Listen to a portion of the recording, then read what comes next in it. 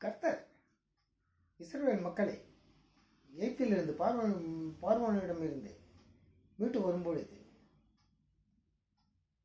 பெரிய tough fight கொடுக்குறான் பார்வோன் கர்த்தர்கிட்ட.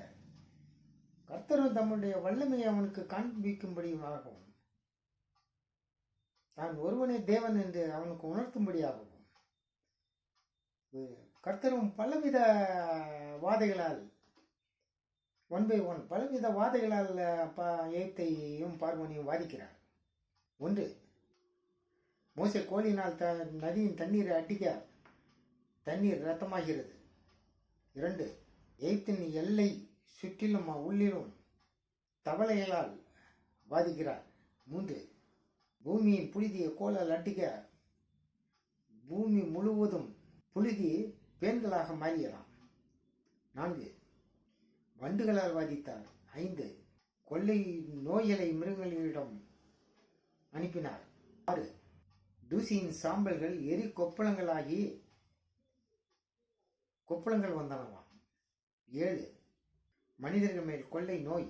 8, கல் மலையுடன் அக்னி இடி முழக்கம். 9, வெட்டுக்கிளி. 10, இருள். 11, மிகவும் கொடுமை.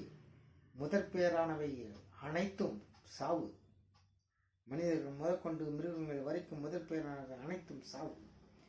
இவ்வளவு வாதைகளை கர்த்தர் எகிப்திலே கொடுக்கிறார். அப்பொழுது அங்கு நடந்த அதிசயம் என்ன? நான் வேதத்திலே படிக்கும் பொழுது என்ன நமக்கு சொல்லப்படுகிறது? அத்தனை வாதைகளிலும் இஸ்ரவேல் மக்களை கர்த்தர் காப்பாற்றினார். அதிசயங்கள் அங்கங்கே அதிசயங்கள் நடக்கின்றன. எல்லா இடங்களிலும் அதிசயங்கள் நடக்கின்றன. இஸ்ரவேல் மக்கள் காப்பாற்றப்படுகிறார்.